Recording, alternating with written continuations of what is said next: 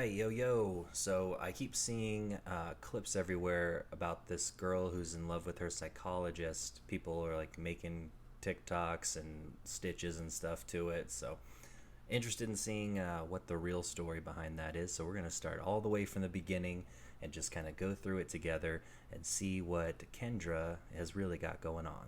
All right, part one, let's do it.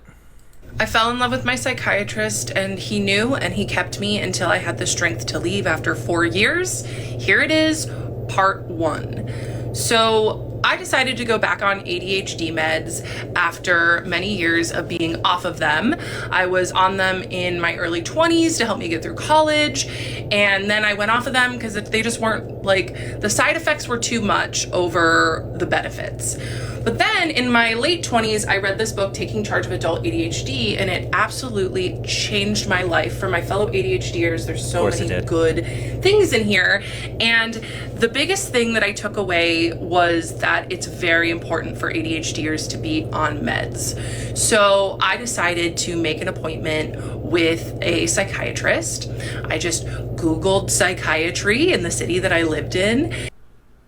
Also, I realized that in the beginning of this I said psychologist, and this was for a psychiatrist. I am assuming those are different things, so I'm wrong already. Let's keep going.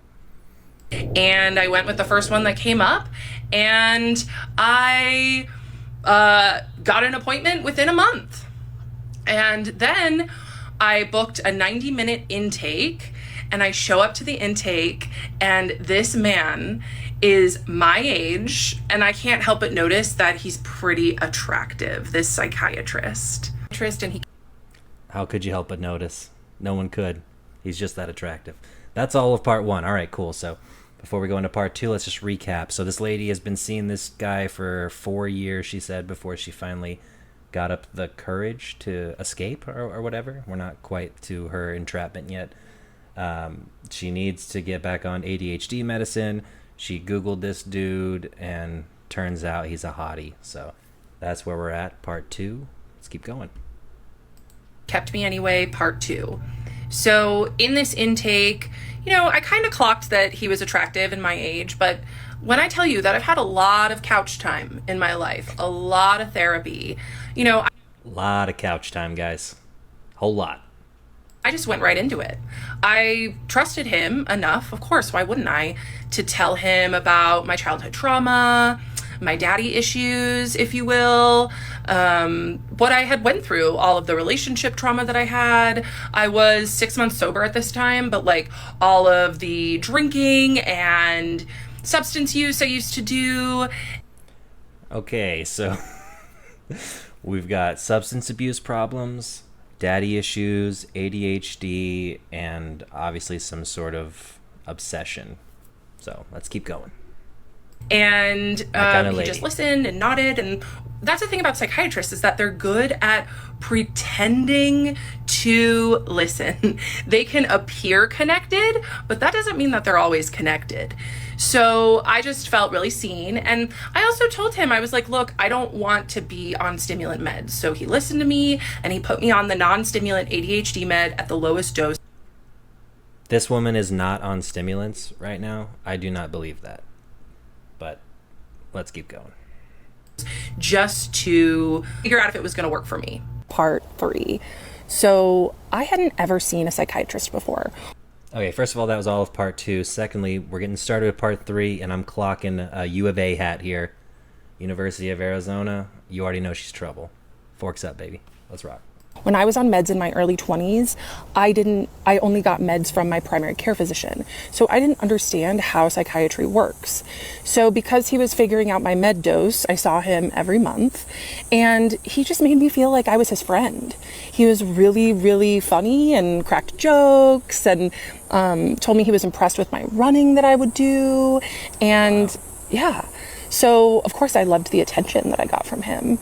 And it was in my third session with him, because at this point we were all on Zoom, that I asked him, I said, hey, do you mind if I...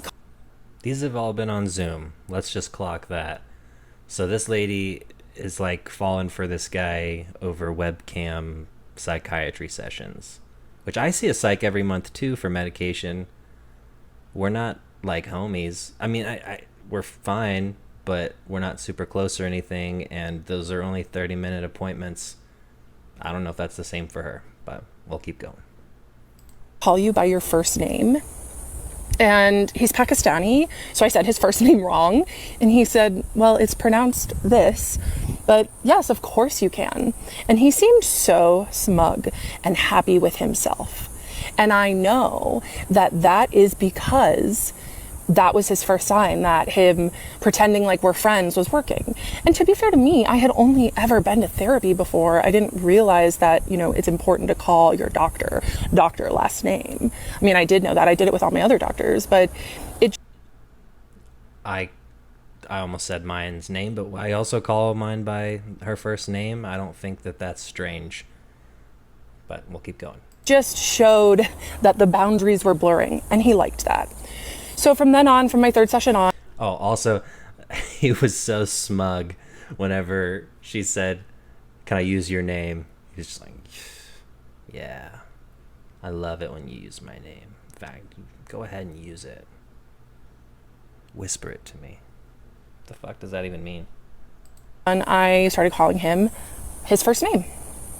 And then he just started turning up the volume on us being friendly.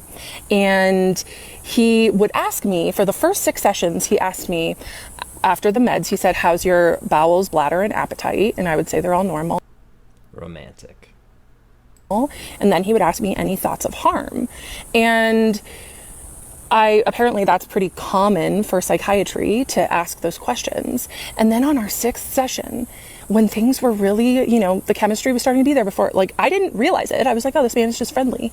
And he said, I have to ask this because it's a special interest of mine, but is there any thoughts of harm?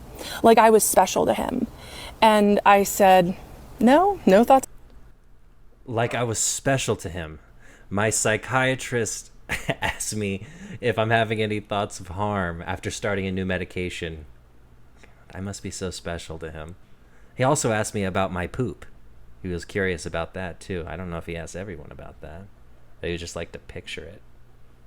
Fucking weirdo. Of harm. And he didn't ever ask me a clinical question again. He stopped asking me about my bladder, bowels, and appetite, and he stopped asking me about thoughts of harm. So to me, I would just show up and he was like a therapy appointment every month. So I was seeing him every month. Okay, so now we're on part 4. So far, this lady is in love with her psychiatrist and nothing bad has happened yet. So 4 parts. Nothing bad's happened. Let's keep going. And just gaining more and more respect for him because he would just tell me these little things about his successes and all of the cool things that he was doing in his life. And it made me fall for him, honestly. And he was really good at listening. And I mean, he's a Pisces. Duh. Oh my god, she went into he's a Pisces. Not he's a psychiatrist. He's a Pisces. He's gonna be able to listen. Come on. I know I'm a Pisces too. Why don't you ask my ex relationships if I'm able to listen? Let's keep going. Right? So of course he's going to be there and be able to go deep with my feelings, but that doesn't mean that he wasn't extracting from them. Anyway, so I would beg him to let me see him every week. Beg him, because my therapist at the time, he was fine. You know, he wasn't a predator, but he was fine. He just wasn't doing very much for me. And in the pants, maybe. So that therapist retired and I got a new therapist.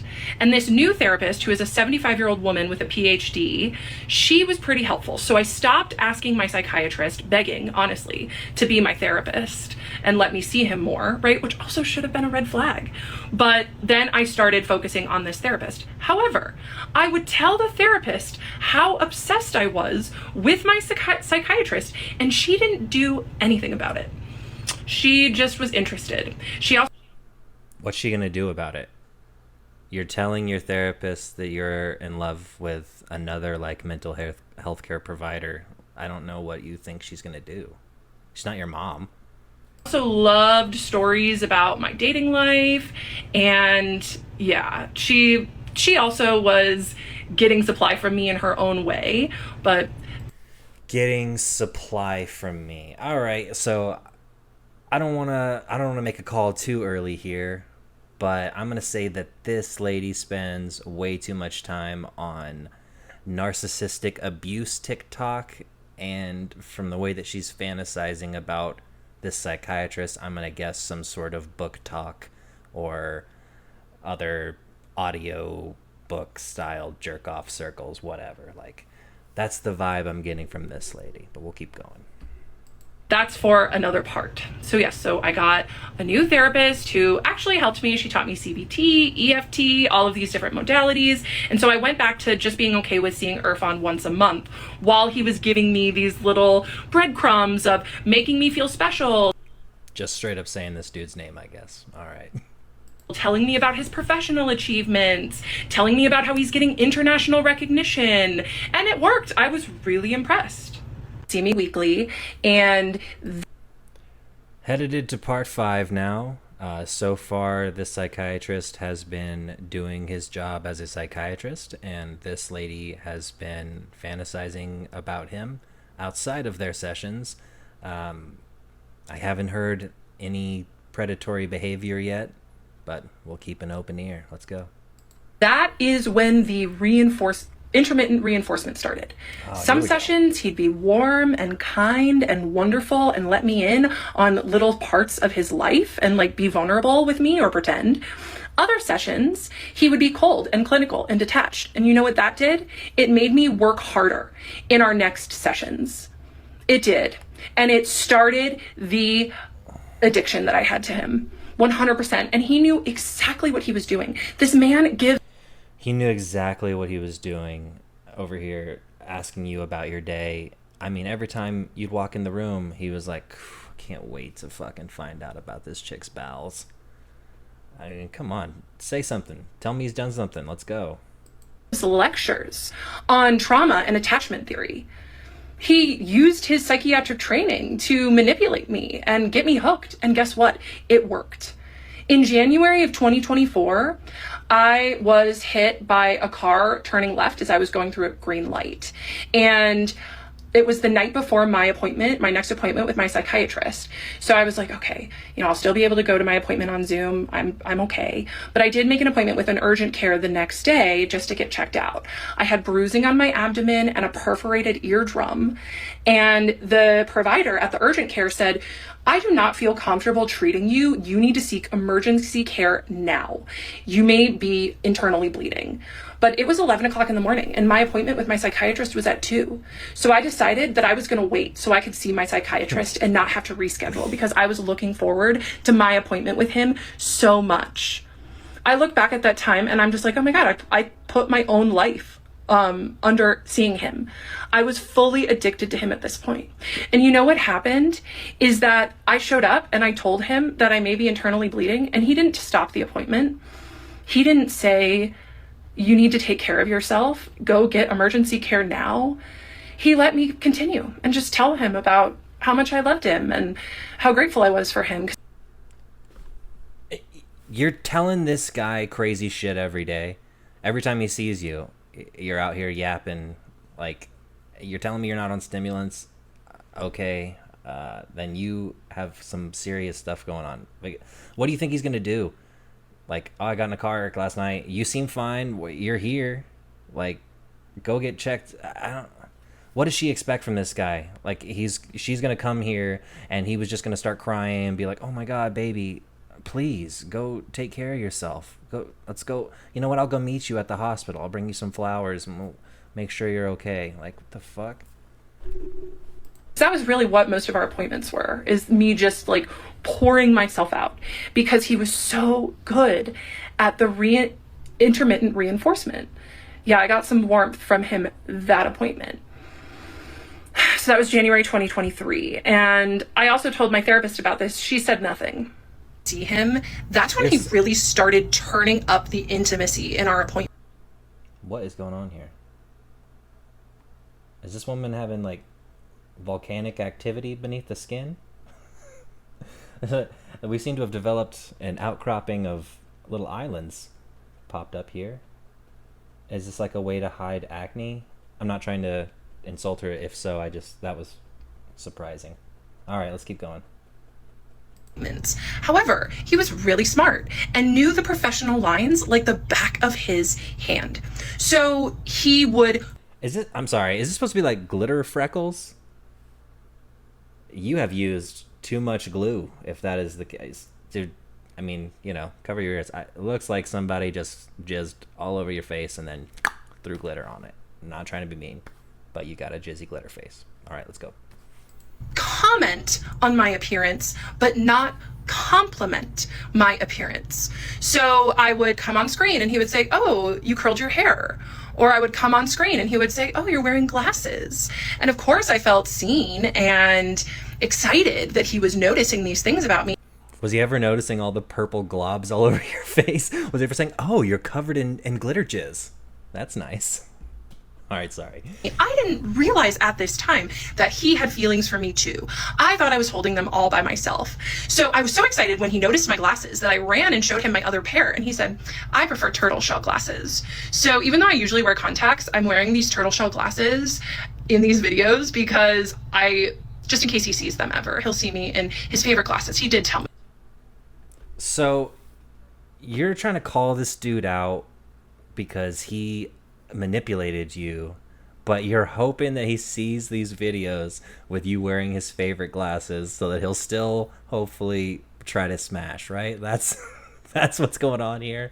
He probably told you to wear those big ass glasses that cover up those fucking glitter spots. He likes the turtle shell.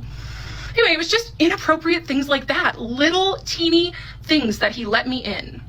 And all this time, my best friend is an emergency medicine physician. And she told me, she said, "Kendra, one of these days, your psychiatrist," she would use his name, "is going to say, 'I can't be your doctor anymore. I want to be with you. I want to be with you so bad. I can't be your doctor. I'll see you in 2 years.'" So my best friend, who's a doctor, she picks up on stuff like that. So even she picks up on stuff like that. She knows when someone that she's never seen interact with me is in love with me based off of the way that I tell her the story about our interactions. Also, Beatrice, where are you? Hold yourself accountable here. You should not have been pumping this woman's delusions up because she seems like a danger to society. But let's find out.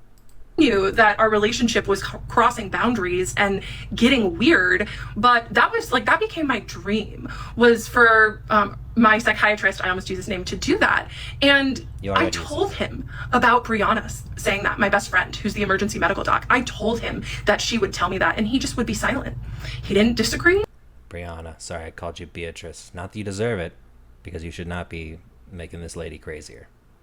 But he didn't agree, and that was weaponized neutrality was his favorite game to play, right?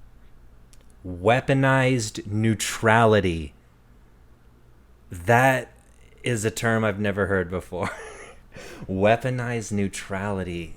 God. I mean, she's already got like all the TikTok psychology buzzwords like loaded up and ready to fire all the time. And now she's making up new ones. That is like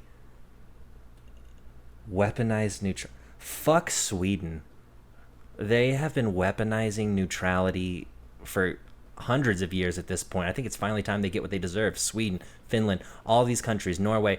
You want to weaponize neutrality at the rest of us? The rest of us? No. We see what you're doing. We see how your neutralness is actually an attack on all of us. Thank you, Kendra, for pointing that out. Let's get back. He didn't disagree with Brianna. Weaponized neutrality. That is... I'm going to remember that forever. That is fucking insane. All right. Telling me that my psychiatrist had feelings for me, but he also didn't say that's inappropriate. Let's change the subject. It was also around this time that I asked my psychiatrist. All right, we're getting into part 6. Up to this point, she's saying that she's into this dude. He's showed in zero way that he is into her, but he is to blame for not letting her out of his care, I guess. That's her angle. So let's go with part 6 and find out if he does anything if he had diagnosed me with anything other than ADHD when I had my initial diagnosis. I hope so. And he said, yeah, I did. I said, oh, what did you diagnose me with? And he said, well, you had a lot of traumatic things happen to you in childhood because of your dad, and so I diagnosed you with other trauma and stressor related disorder. And that was the first little ping that I got of like, that was weird. Why would he keep that from me?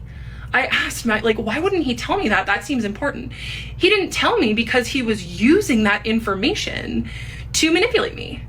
He knew I had trauma and stressor disorder. Bro, shut up, bro. He was not using this information to manipulate you. Have you ever had a family member who's like under like real psychiatric care? They're not going to sit there and tell you like, oh, by the way, I think you're a schizophrenic, and just like say that shit and try to get you to be triggered further from whatever other kind of psychosis you're already in. Like, it's not a weird thing that he didn't tell you what he is thinking you might have. And instead of helping me heal from it and telling me about it, he used it against me. January 2023, at this point, I was full-blown obsessed with my psychiatrist. And the glitter spots are getting smaller. Someone has been leaving her comments and she's listening. Good for you for growing. They're still too big. My therapist wasn't helping me. My psychiatrist wasn't helping me. He was feeding it. And then I got a boyfriend. And at first, my psychiatrist wasn't really that keen. But then my psychiatrist realized that my boyfriend was a lot like my psychiatrist. And then I started talking to my psychiatrist about my sex life, about tracking my cycle, using the fertility awareness method. And my psychiatrist loved it. He didn't never say, this isn't inappropriate to your care. Let's pivot. Oh, he just let me talk and talk and talk about my sex life. Did he tell you that he liked it? Did his face look just fucking horny? Was he over there just cranking away while you were telling these stories? Or are you assuming that he liked it? Because I'm going to bet my life that you're assuming that he liked it. All right, come on. And I didn't get too deep, but about a year and a half in, and I would send my psychiatrist these emails just about how much I liked him and how I was so grateful for him, and put in a bunch of heart emojis. And this is really when he should have transferred my care, but you know, he waited. He liked what I gave him too much. And so even though my boyfriend did not meet my needs, my psychiatrist and my therapist both were like, you have to stay with him. There's nothing wrong with him not meeting your needs. I'm like, okay. And not meeting her needs, I guarantee, is she's a freak, and this dude can't keep up because she's got all kinds of fantasies and fucking werewolf books and vampires and teachers and lovers to enemies, enemies to lovers, all that stuff that she's listening to all day and making up her own life to try to fit into these kind of sexy little stories. And that's what's going on here. All right, let's keep going. My psychiatrist was like, he's perfect. Don't get wrong with him. And what was perfect about him was he wasn't meeting my needs. So I was still coming to my psychiatrist looking for emotional validation, which he would drip to me slowly. So my therapist, who I didn't know at this time had bad boundaries, but she did, I went to her because my boyfriend and I, after like more than a year together, we started having issues in the bedroom. And so I went to my... Are you in his garage? Is that what's happening? You're currently... Look, I came in here and I just wanted to straighten it up a little bit before he got home, make some room. There's no room in here for us to do, you know, our activities, the activities that I would like for us to do, that I've planned for us. And he comes home and he doesn't even like it. He doesn't appreciate the kind of things I don't know. You are a lunatic. Let's keep going. Therapist, and she asked me, what does your psychiatrist think about this? And I said, I don't know. I haven't talked to my psychiatrist about this stuff because I have a crush on my psychiatrist and I don't want to tell him this intimate of stuff. And she said, well, you should tell him because I want a male's perspective. So at my next appointment with my psychiatrist, I told him, I said, today we're going to talk about... I also think she's lying in some of this too, because there's no way that's what a therapist told her. I want a male's perspective. Yeah, That's something you hear from educated women a lot, right? From women with master's degree or PhDs, whatever she said. They always want a man's opinion on something. Shut the fuck up. About my intimate life. And he said, oh. I said, yes. My psychologist, my therapist, asked what your opinion on it was. And I told her that I don't talk to you about this intimate stuff because I have a crush on you. And he looked down and smiled so big in that moment. He smiled so big. And I loved it. It's so gross thinking about it. He was probably like, ugh. Yeah, this fucking lady is gonna wear my skin. Like, he looked down and smiled so big. Ugh. And then I proceeded to give him I can't roll my eyes 30 hard enough minutes for this of lady. non-stop content about my intimate life with my boyfriend. And I actually recorded the whole thing because I was so excited about it. But now Saying content, calling it content is weird, and recording it is like potentially much weirder. I was thrown by the content thing. Was she like showing him pictures or videos or something? But recording it is even like crazier. it makes me sick. I can't even listen to the recording. I've tried to start, but it's gross. Any ethical psychiatrist would have stopped me and said, Kendra, let's talk about your meds. Bro, you want to talk about the psychiatrist's ethics? You're forcing someone to have an explicitly sexual conversation with you and recording it so you can jerk off to it later. That is like serial killer type shit. You are a predator. You're dangerous. It's like almost not funny. That's like imagine a man doing that, like going to a woman therapist and just forcing her to listen to his fucking weird sex fantasies and recording it so that he can go home and listen to himself tell her all that stuff and make her uncomfortable while he fucking beats off again. Like, this chick is a problem. Let's talk about your care. At this point, my meds were stable.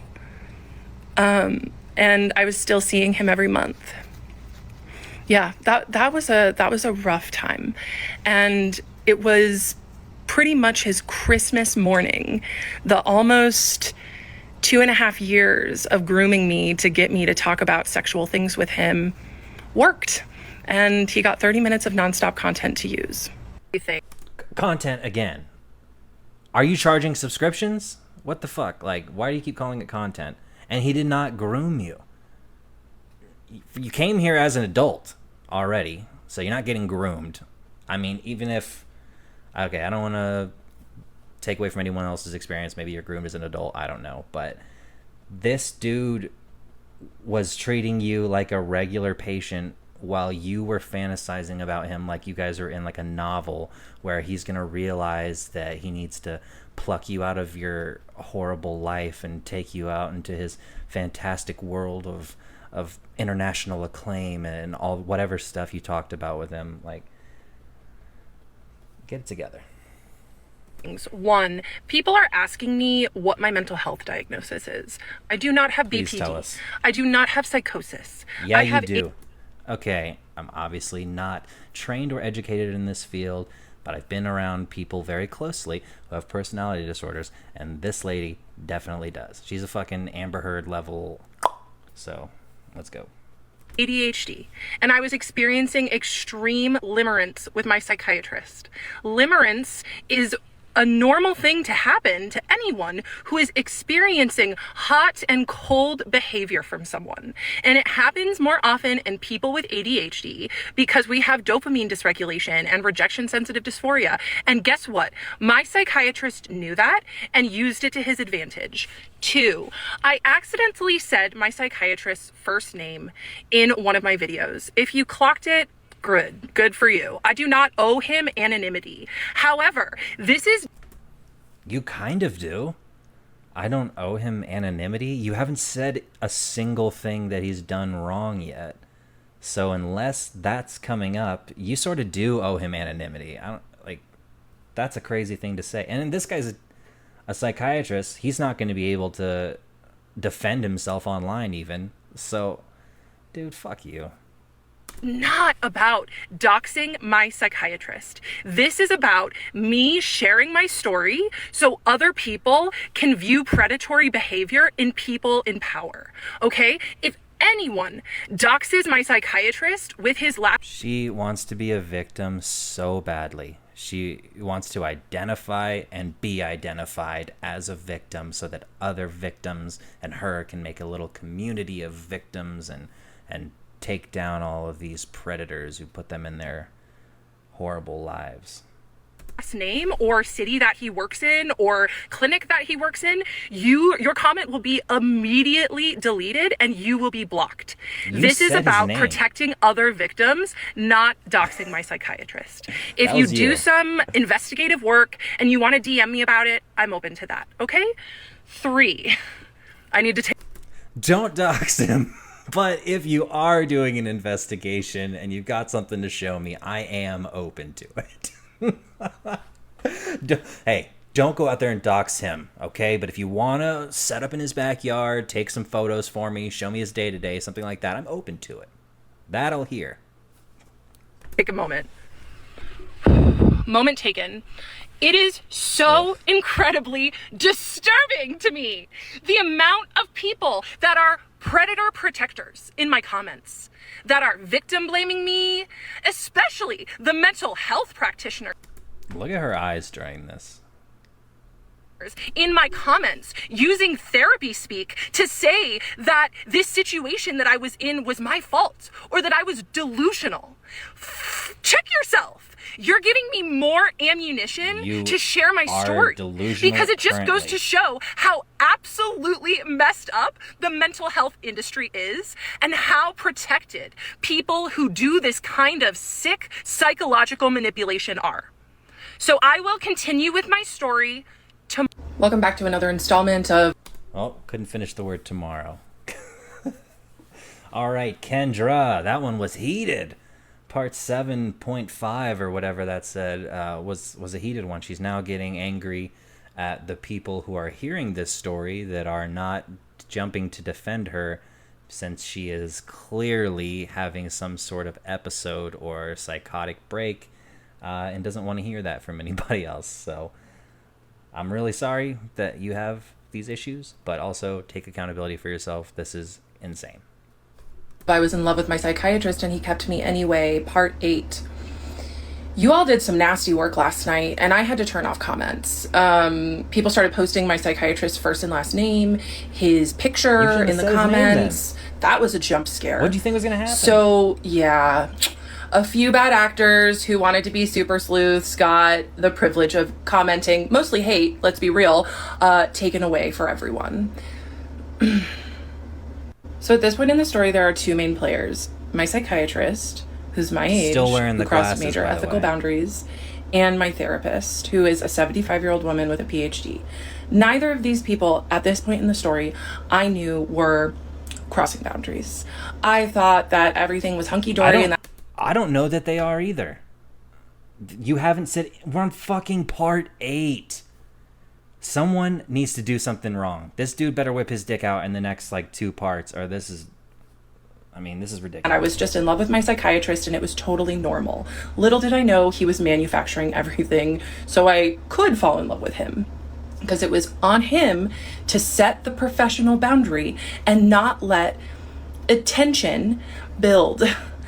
So, days after my psychiatrist's Christmas morning appointment from a few videos back, where he got a crush confession from me, and then 30 minutes of non-stop intimate content that he...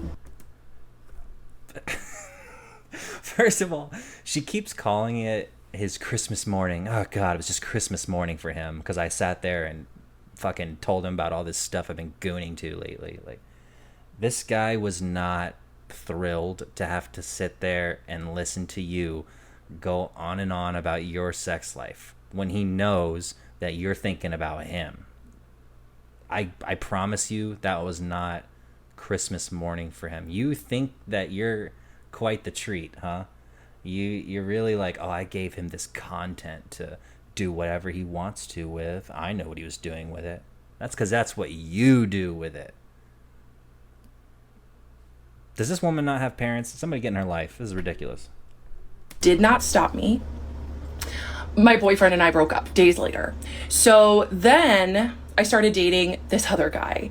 And this other guy, this new guy, was a therapist.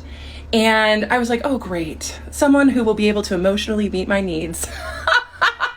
Yeah, I'm not going to date another therapist again. So this That wasn't horrifying. therapist and I, we went for coffee. It was nice. Our second date was a hike. And on this hike, this therapist...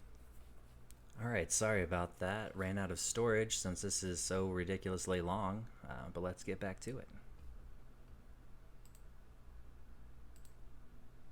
And I thought to myself, okay, this is strange, but go ahead. Like, we're on a date, dude. Why are you telling me about a crush on one of your clients? But go off, King. So then he was saying, yeah.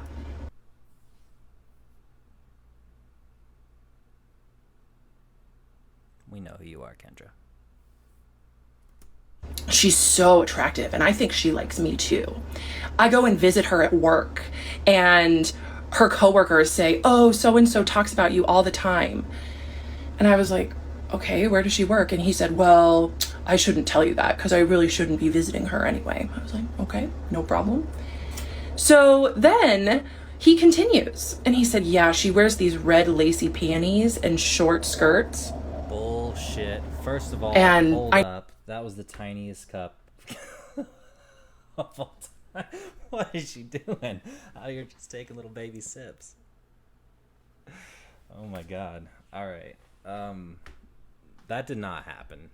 You're on a date and this guy's like, yeah, and by the way, I've got a crush on one of my patients. You know the thing that you always fantasize about your psychiatrist doing? I do that. Please. You know, she wears them for me. And like alarm bells were going off in my head. Mind you, I had no idea that my psychiatrist had similar feelings towards me at this point. But I just thought, wow, this man is borderline predatory. And he said, yeah, and you know, she just is so attractive that I have to smash her mate before every session because I just have to get that energy out of me. And I was like, what the fuck? Okay. And yeah, he just felt compelled to tell me, and I did not understand why. Now I do. You're a liar. So he told me about how he's a predator, right? Another predator in the mental health industry. Shocker. So then at my next appointment with my psychiatrist, keep in mind, it had been 6 weeks of nonstop fun for this man. He got to use my crush confession and 30 minutes of content, for whatever he wanted to use it for. Right? And if my psychiatrist was good at anything, it was being professional and acting professional and technically not crossing any lines. And he thought that he was... What are we talking about? What are we talking about? He was... God, if there's one thing he could do, it was just to never do anything wrong. That motherfucker, like, that villain. He was always just sitting over there plotting about doing nothing wrong, not crossing any lines. You should have seen his face while he did it, while he didn't do anything. He was so smug about it. So good at it, because he was good at it, but that doesn't mean he wasn't doing it. And so doing what? I told him, I said, Doing yeah, what? Bo and I broke up. He had known about this other guy, my psychiatrist. I had mentioned him, and I told him that this new guy and I went on a date and we went on a hike, and I literally had no idea at this point, I'll say it again, that my psychiatrist was predatory towards me. I almost said his first name again. I'm going to do my best to We don't not. know that either. So I went to my psychiatrist and I told him this story about this man that I went on a date with, who's a therapist, is relieving himself before appointments and talking about his clients' panties and doing all of these other extremely inappropriate things, like visiting her at work. And this man, my psychiatrist, looked like he had seen a ghost and like he was gonna vomit, because he prided himself on being an extremely professional and buttoned up person. But here I was holding a mirror to him with exactly what he was doing. But Oh my god, dude, get over yourself. Holding a mirror to him by telling him this scenario, which never happened, that you fantasize about because you were hoping that when he heard this story of another psychologist or psychiatrist who's super horny for their client, that yours was going to be like, oh, that's what I'm doing too, and like fucking let you know that your fantasies have been correct this whole time. That was a made up story that she probably tells as truth all the time in her life, because she told probably whatever she told this psychiatrist is happening in her life, that is what she thinks of as the truth, and that did not happen. But in either case, he looks like he wants to vomit and stuff. Yeah, you just told him that some other dude who does the same job as him is out here jerking off before appointments. Like, if he actually is a good guy, he's going to be grossed out by that. A bumbling idiot telling me, like, how he was doing it without the fancy degree. I held up a mirror to him. Without any of that.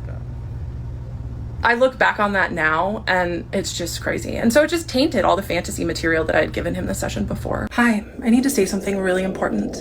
And that's that it seems as though many people view what I'm going through as a crash out, what I'm doing as a mental health spiral. And of course it seems like that. I get it. It's an extremely dark thing to talk about, all of this that I went through. And I am sharing my story because it wasn't out there. No one else has shared a story like this. But I know that it happens a lot because people are in my DMs telling me that the same thing that I... You guys are also part of the problem. Anybody who's messaging this lady, leaving her comments, telling her that she's right, and this has happened to you too, and that she's a victim, needs to keep doing this. You guys are making her crazier, and she's like teetering on the edge here. She's about to be in a fucking white jacket, locked up, fucking eating her meals through a little straw with her arms tied to her side. That's what's going to be happening, because you guys are pumping up her delusions and making her feel like this is real. This is not real. Nothing that she has said has been like a fact. It's been her perception of things, usually after the fact. Usually she's like thinking about it later on, and she's like, oh yeah, he probably likes my tits because he always asks me, like, is the medication working? And why would he do that if he wasn't wondering what color my nipples are? Like, just shut up. They went through too. I am now in TikTok jail. I got a violation on the video where I talked about really the biggest damning evidence against my psychiatrist. They're trying to do you a favor so you don't get sued by this guy, because that's what's coming next. And so because of that, I have to be really careful. So I'm going to do my very best to not be reactive and to share my story from a place of generosity, because the people in my DMs telling me that they've been through this too, it's keeping me going. It's not my mental health spiral. And I can understand that for some people in the mental health space, because they have been some of the loudest people to speak out against what I'm doing, it's hard to grasp that someone could have this level of predation in such a high place of power. So just in case my video doesn't get put back up, we're just about to part 10. You're still telling us this extreme level of predation. This person in power who was manipulating and using his Professor X style mind powers to control me into being his sex slave, despite never wanting to go any further with me than like a strictly patient-client relationship. Part 10 coming up. Nothing has been said. This is a waste of time, but it's still fun because she is fully gone. Everything changed was when my 75-year-old therapist, I went to her with intimate details, and she suggested I go to my psychiatrist with them. And I felt so excited and nervous to share that with him because I had such a big crush on him at the time. And I recorded all 33 minutes. So this is why, if My psychiatrist wants to come with me to me and like sue me for defamation. I have a 33-minute recording of me admitting I have a crush on him and speaking about extremely intimate details. Sue her, please. My God. She thinks that that is her defense, that she recorded herself exploiting you in your job to put these weird sexual fetishes that she's experiencing onto you.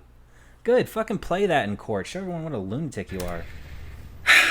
It was in that moment that he really, really should have transferred my care. But that moment changed everything for him too, because that's when things... I bet people are saying that too. That, oh, if she really told him she has a crush on him and shit, that he should have transferred her out. Again, as someone who has dated people with personality disorders, you can't, like, even breaking up with them on a personal level is like a process. Personality disorders have a lot of them stem from like fear of abandonment. So if you're just going to tell someone, you're expecting this guy to tell this lady who's in the midst of some sort of episode or psychotic break that he no longer wants to see her anymore and will be, in her mind, abandoning her. That's going to make her do something bad. Who knows what it would be, but it would not be good. This psychiatrist is trying to protect the world from this lady, and probably himself too. Really started getting deep between us. And this is where the story is going to go. From now, it's going to be a good story. Okay, and I'm going to try to tell it all today. Just in case one of my videos does get banned so people can hear it. But just know, if you're concerned for my mental health, thank you. I am very good. More than good, actually. And I am actually a coach for ADHDers. It says it in my bio. And I help people work through self-limiting beliefs. I help people work through numbing with alcohol and cannabis. Because these are the things that so many of us do to avoid our... Didn't she say she was only 6 months sober when she started with this psychiatrist? Now she's an ADHD and sobriety coach for people? Okay. Truths.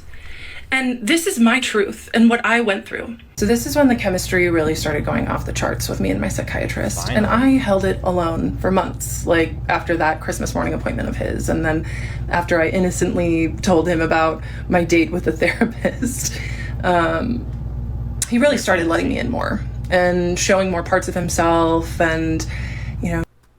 Better be his dick, or this story has gone nowhere. All right?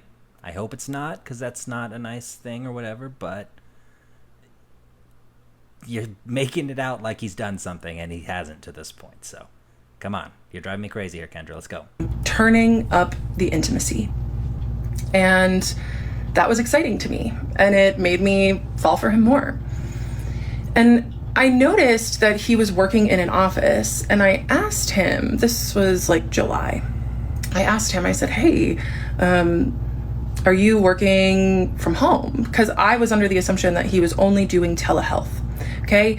And he said, no, I come into the office. I was like, oh, why do you do that? If you see all of your patients telehealth? He's like, oh, I like it that way. And even though I could kind of tell he was lying, I just gaslit myself. I was like, okay, it's fine. And then I start emailing him. This is even more evidence that this dude is not into you. And you just said, we're about to be turning up the intimacy. It's about to get steamy. Like, this guy doesn't even tell you that he sees people in person because you won't stop telling him that you have a crush on him, and he doesn't want to deal with that. That, you don't get that? Do you not get that? My fun little emails, but he stops writing me back. He does not... God. Sorry to keep pausing. My fun little emails. Guarantee he didn't think they were fun. Right back to my emails anymore. Because once again, he was really good at plausible deniability. But what he did do is he would take my emails and mention them in session. So he would still give me the attention that I was craving, but only under his structure.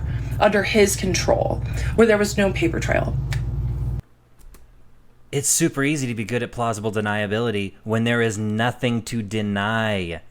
He doesn't need to deny anything. He hasn't done anything. And I loved that too. So I would show up to these sessions with my notes app, and just throughout the month, as I was thinking about him, I'd write down things that I wanted to talk to him about, and I would just come and bring him lots of content. And then every week I would go to my therapist. She won't stop calling it content. You have to be recording like your own playtime and then showing him or something if you want to keep calling it content. You're out here telling him stories. You're telling him things he doesn't want to hear, and you're calling it content. All right? He's not subscribing to your content. Enough of it. And tell her about how much I loved my psychiatrist. And she didn't help me at all. She just kind of like enjoyed hearing about it, honestly. So October 2024 rolls around and we're just vibing on Zoom. And then I realized that I didn't have my next appointment with him. So I called his office staff and I talked to the office manager, who was awesome. We really got along, we vibed. And the office manager asked me, do you see him, the psychiatrist, in person or on Zoom? And I felt so angry in that moment. I was like, he sees people in person? And she said, yeah, he has been for years. She felt so angry in that moment. And I wonder why this guy didn't tell her that he did in-office appointments. Her reactions are so sane. I was like, I want to see him in person. And I understand, like, some people may think that this is part of my crash out or part of me harassing him, which is what I've gotten lots of. Harassing him? As if she's not doing that.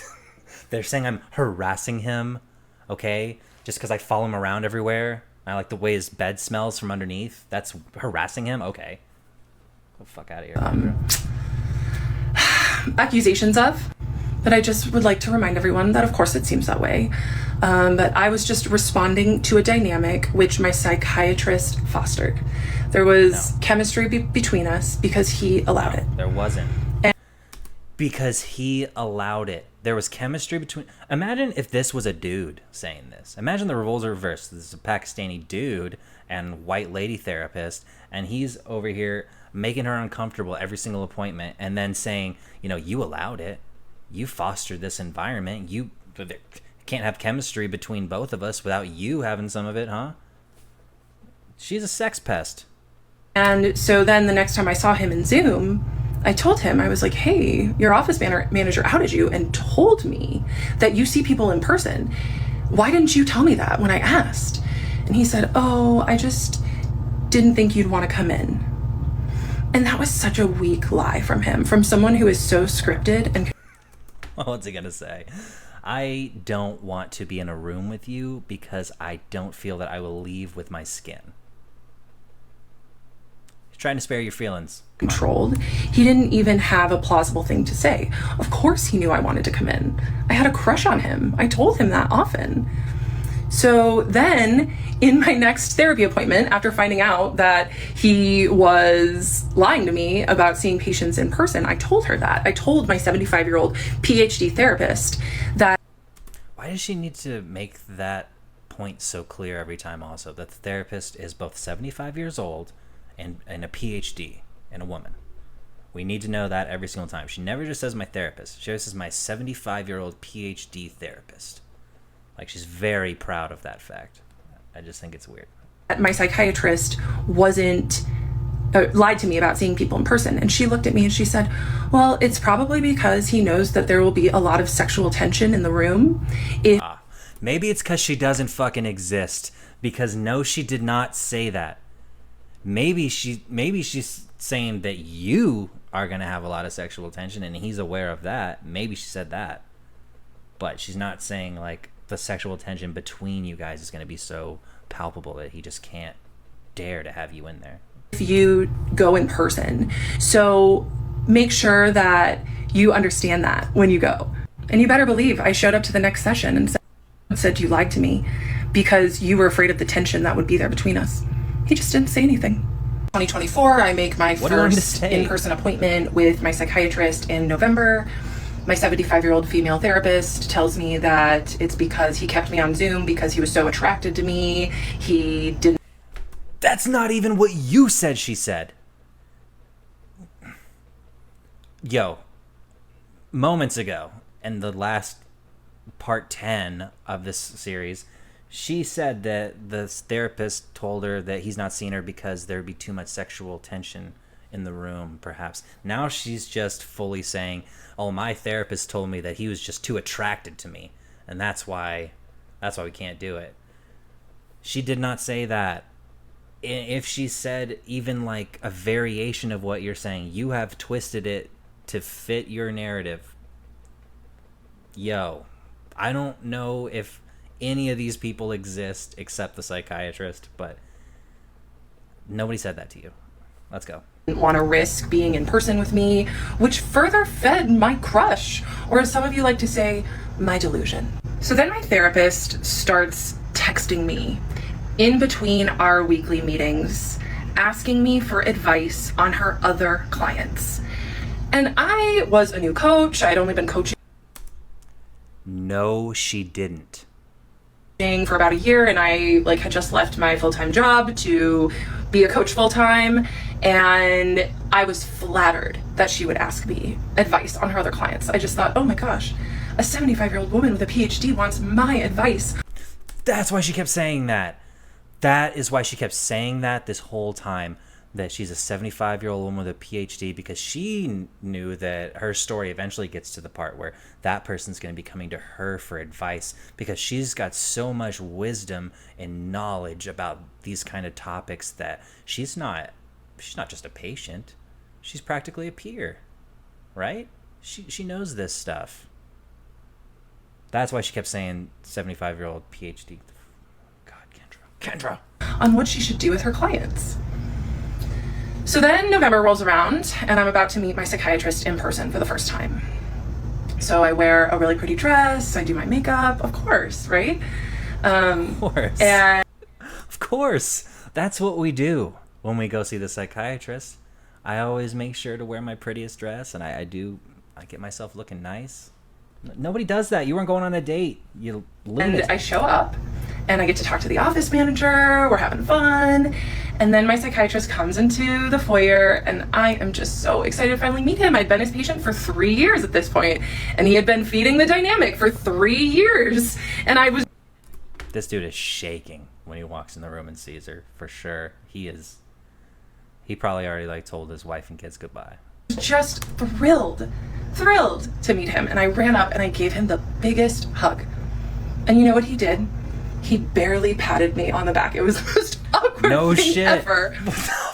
Then what are we doing here? What are we doing in this series? You just said you initiated physical contact. He was made uncomfortable by it. Gave you one of these. Get out of here. Gave you a I'm not interested. Gave you a please fucking don't eat me. Bro, how are you accusing this person of manipulating you or being a predator for you? You were over here starting shit. He doesn't even play along. He doesn't even hug you back. You need help. But I am so glad that he did that. I am really glad, because this is what I mean. My psychiatrist was many things, but he was not stupid. So I didn't ever touch him again. And I'm grateful that our relationship didn't ever cross that line, because it would have made everything so much harder. I'm not gonna keep pausing, so but we she's go not happy about inside his office, and I tell him that my therapist had texted me asking me for advice on her other clients. And he just... And that's why that story was made up in the first place. There we go, putting it together. She made that dumb story up so that she could come tell her psychiatrist, oh, my therapist has been coming to me for advice about things, just using me as a peer. I think you maybe should do the same. We're on the same level, we're on the same playing field. You don't need to see me as a client or a patient. I've got the same skill set that you have. She wants to be this dude's equal. She wants him to respect her. So she's saying, oh, another therapist said this about me, just like the other therapist who went on a date with me said he fantasizes about the red satin panties that his clients are wearing. So when I came in here next time, I was wearing my red satin panties. You didn't say anything about it. Like, she wants to get into this dude's head that these kind of things are real because other therapists and mental health professionals are saying them, because she's making it up. Looked at me and he said, Kendra, that is a huge boundary violation. She should not be doing that. And I was like, you're lying about that shit too. Okay. And because once again, my psychiatrist did not like sloppy people. He did not like sloppy people. And you know what my therapist did? She got sloppy. Yeah. Using me as her advisor for her clients. It got weird. And I was very grateful for my psychiatrist for pointing out that boundary violation, because that was the thing. He didn't ever message me in between appointments because he was too smart to do that. But did he ever wouldn't message you between appointments, wouldn't tell you that he even had in-person appointments, wouldn't hug you back, doesn't respond to your emails. Like, in what way is this dude getting anything from you? Stop me from disclosing extremely intimate details? No. In my first in-person appointment, I just asked him for some pointers for my own ADHD business, and he was so smart and so wonderful, and in many ways, honestly. And I was just so grateful that he was almost like a mentor to me in these moments, and I'll still treasure that about him. Because this is the hard thing with sophisticated predators, is that they're not all bad. Like, my psychiatrist helped me with many things. They're not all bad. That's the thing about sophisticated predators. They're not all bad. They're not all predators. Some of them are just sophisticated. This guy hasn't done a single predatory thing. I'm not going to keep repeating that. That's a lie. I probably will, because she's going to keep repeating her side, and someone's got to be saying this is nonsense. But he was using me for the November of 2024, and I did ask him for consent to come in person. I didn't just show up. And he said sure. And the first in-person appointment went great. But that is when I really started to spiral. Some of you think that I'm spiraling now, and that's okay if you want to think that. Because the reality is that when I was spiraling was when I was this man's patient. When I had comments turned on, so many people said, you need to take accountability for your own feelings. I spent years taking accountability for my own feelings, for holding the weight of a relationship. Any woman who has been trained to overfunction in relationship knows about holding the weight of the emotional dynamic. And that was what was going on in this moment. You were not in a relationship. You are holding all the weight by yourself because all the feelings are with you.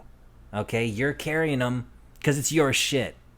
Like, what are you talking about? And it may not seem like I'm taking accountability now, but that's because I spent a long time taking accountability for something that had two people that built that dynamic. It was not just me. It takes two people to build that sort of tension and chemistry. Fucking dudes who, like, this is like what incels at GameStop say to, like, the female employees there. Like, oh, I could feel the tension between us. Obviously, I come here every Wednesday, and now you've got your hair up because it's Wednesday, so obviously you did it for me. Like, this chick is... So while I was mid-crash out, I had just started using this tool, ChatGPT. And I went to Chat, who I immediately named Henry, and I would just talk to... Did you see that smile too? That was, and eyes. Just so many red flags. But naming your Chat GPT and actually talking to it like it's a person, that is how you go deep, deep into psychosis. This lady is going to hurt someone. To Henry about how obsessed I was with this man, with my psychiatrist, and I would just be like, I've told him I have a crush on him. Do you think he's gay? And Henry was like, oh my God, this girl. He did his best to co-regulate my nervous system and affirm There's no way you're not on stimulants. He was like, whoa. Even my chat was like, yikes. So I could tell that my psychiatrist just liked being my doctor, and I was like, okay. maybe I can name this dynamic so I don't have to carry so much of it in our next session. So our next session was in December on Zoom. And I told... She talks like fucking Ariana Grande whenever she was doing the like promotion and everything for the Wizard of Oz thing.